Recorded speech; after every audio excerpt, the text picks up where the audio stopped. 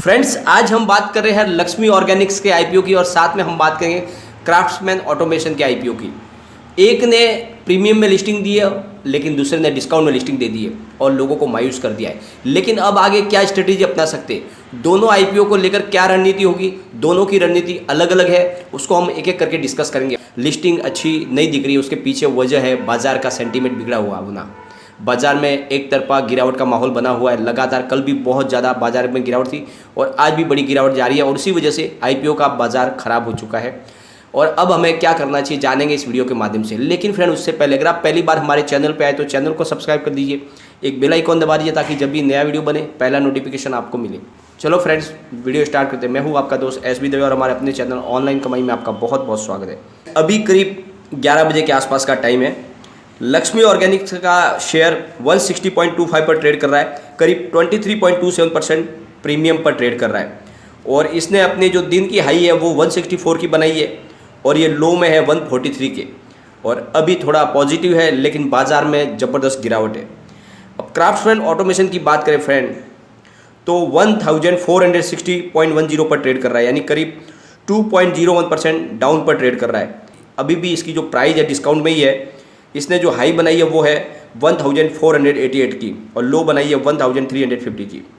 तो अभी ये फिलहाल डिस्काउंट में है और जैसे ही इसमें थोड़ी तेज़ी की संभावना बने तो आप अपने हिसाब से रणनीति सेट कर सकते हैं।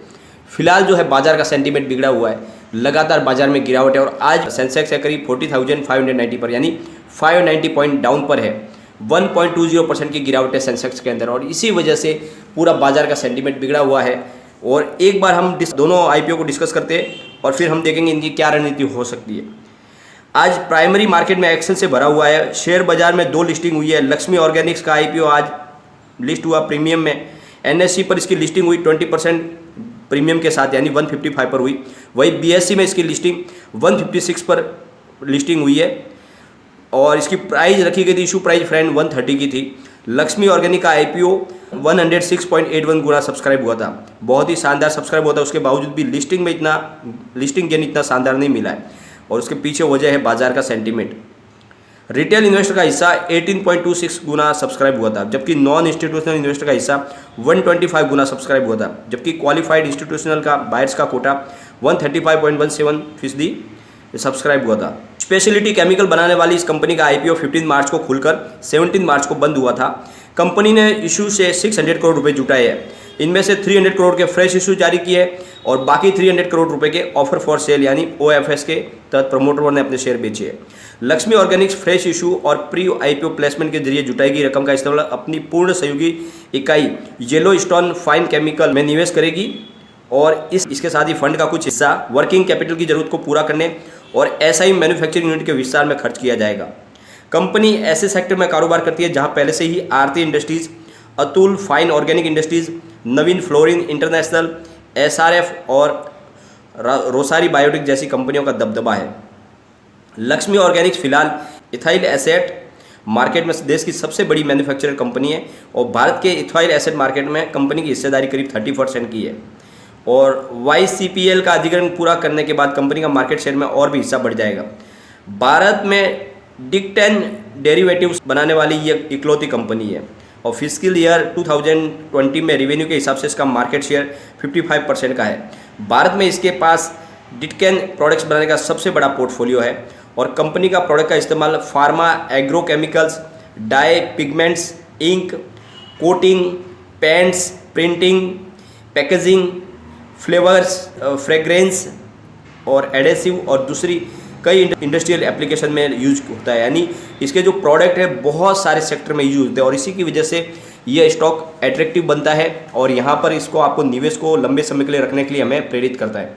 तो लक्ष्मी ऑर्गेनिक के शेयर को आप चाहे तो लंबे समय के लिए रख सकते हैं। इसमें आपको आने वाले समय में और अच्छी तेज़ी देखने को मिलेगी क्योंकि ये इसका जो सेक्टर ही ऐसा है जिसमें आगे ग्रोथ की संभावना बन रही है।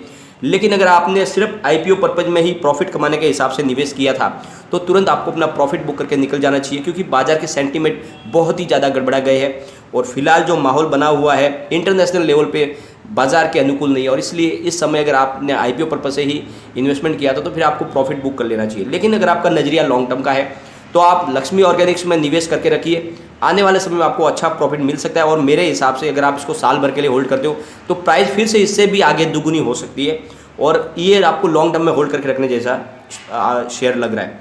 अब हम बात करेंगे क्राफ्ट्समैन ऑटोमेशन की। आज प्राइमरी मार्केट में क्राफ्ट्समैन ऑटोमेशन की लिस्टिंग 10% डिस्काउंट में हुई, यानी 1359 पर हुई। वही BSE पर इसकी लिस्टिंग 1350 के पास हुई। बता दें कि इशू की प्राइस 1490 रुपीज़ रखी गई थी, और क्राफ्ट्समैन ऑटोमेशन का IPO 15 मार्च को खुला था और 17 मार्च को बंद हो गया था। कंपनी ने इशू के जरिए 824 करोड़ रुपए जुटाए, और इसके इशू का प्राइस बैंड 1488 से 1490 प्रति शेयर रखा हुआ था।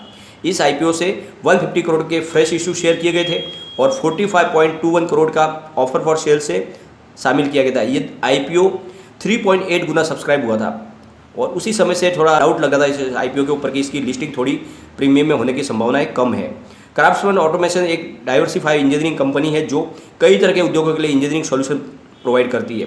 कंपनी का गठन 1986 में हुआ था, और Daimler India, Tata motors, Tata Cummins, Mahindra and Mahindra और Simpson and company, TAFE motors and tractor, Escorts, Ashok Leyland, Perkins, Mitsubishi heavy industries, TVS motors, royal Enfield और JCB इंडिया जैसे कंपनियों इसकी ग्राहक की लिस्ट में शामिल है। यानी बहुत ही बड़ी बड़ी कंपनियों को प्रोडक्ट्स ये सप्लाई करती है, और 7 शहरों में कंपनी के करीब 12 बड़ी अलग अलग उत्पादन इकाइयाँ बनी हुई है। क्राफ्ट्समैन ऑटोमेशन 1986 में तमिलनाडु के कोयम्बटूर से इसकी शुरुआत हुई थी। यह ऑटोमेटिव सेगमेंट के लिए पावर ट्रेन सहित कई दूसरे प्रोडक्ट बनाती है। इसके अलावा यह इंडस्ट्रियल और इंजीनियरिंग प्रोडक्ट सेगमेंट में के लिए एल्यूमिनियम प्रोडक्ट भी बनाती है। 31 दिसंबर 2020 को खत्म 9 महीनों में कंपनी का नेट प्रॉफिट 50.66 करोड़ रुपए रहा है, और रेवेन्यू 1022.79 करोड़ का रहा है।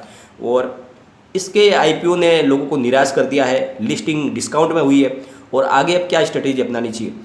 तो जो रिसर्च एनालिस्टों की राय निकल के आई उसके हिसाब से इसकी जो प्राइस रखी गई थी वो कुछ ज़्यादा लग रही है, और इसी वजह से लिस्टिंग भी डिस्काउंट में हुई है।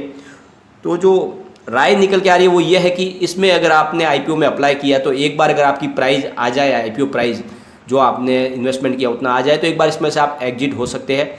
अगर आप इसको लॉन्ग टर्म के अगर इसमें निवेश भी करना चाहते हैं तो थोड़ा सा आपको वेट कर लेना चाहिए, प्राइस थोड़ी नीचे आनी चाहिए। इसमें कम से कम 20% की और गिरावट होगी, तभी इसकी प्राइस फेयर हो जाएगी, और वहाँ से आप निवेश कर सकते हैं। तो यानी अगर आपने लॉन्ग टर्म के लिए अगर आपने स्ट्रेटेजी अपनाई हुई है तो फिलहाल आपको अवॉइड करना चाहिए, और इस IPO में से आपको अगर आपका जो भी निवेश है वो निकले तो आपको तुरंत इसमें से एग्जिट हो जाना चाहिए। और उन लोगों के लिए जो फ्रेश इन्वेस्टमेंट करना चाहता है तो उनको भी अभी वेट करना चाहिए। अभी इसकी प्राइस ज़्यादा लग रही है, और जिस हिसाब से बाजार का सेंटीमेंट बिगड़ा हुआ है और भी गिरावट की संभावना बन सकती है, तो प्राइस और भी नीचे आ सकती है। तो थोड़ा सा आपको वेट करके इसकी थोड़ी सी करेक्शन आने से प्राइस में फिर आप इसमें निवेश कर सकते हैं।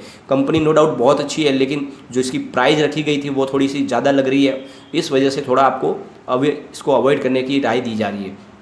लेकिन लक्ष्मी ऑर्गेनिक्स आप इसमें निवेश कर सकते हैं, बहुत ही शानदार IPO है, और ये शेयर में आप निवेश करेंगे, लेकिन थोड़ा सा इसके लिए भी आपको वेट कर लेना चाहिए। अगर आपको फ्रेश निवेश करना है और IPO में आपको शेयर नहीं लगे, लेकिन आप बाजार से उसको खरीदना चाहते हैं, तो थोड़ा सा आपको वेट कर लेना चाहिए, क्योंकि बाजार के सेंटीमेंट बिगड़े हुए हैं, और इस समय अगर गिरावट का दौर है तो फिर सारे शेयर गिरेंगे, अच्छे अच्छे ब्लू चिप शेयर भी गिर रहे। तो इस समय आपको थोड़ा सा वेट कर लेना चाहिए, जैसे ही बाजार के सेंटीमेंट थोड़े सुधर जाए। और मेरे हिसाब से तो मार्च महीने तो आपको अवॉइड कर लेना चाहिए। कोई भी फ्रेश बाइंग के लिए कम से कम आपको अप्रैल का इंतजार करना चाहिए। एक बार रिजल्ट का सीजन दौर शुरू हो जाएगा तो फिर माहौल तेजी का बन जाएगा, उसके बाद आप निवेश कर सकते हैं। लेकिन फ्रेंड, कोई भी इन्वेस्टमेंट करने से पहले अपने फाइनेंशियल एडवाइजर से एक बार एडवाइजर ले ले, या अपना खुद का रिसर्च करें, क्योंकि मैंने वीडियो आपके एजुकेशनल पर्पज के लिए ही बनाया। वीडियो पसंद आए तो लाइक शेयर जरूर कीजिए और चैनल को सब्सक्राइब कर दीजिए। Thank you friend.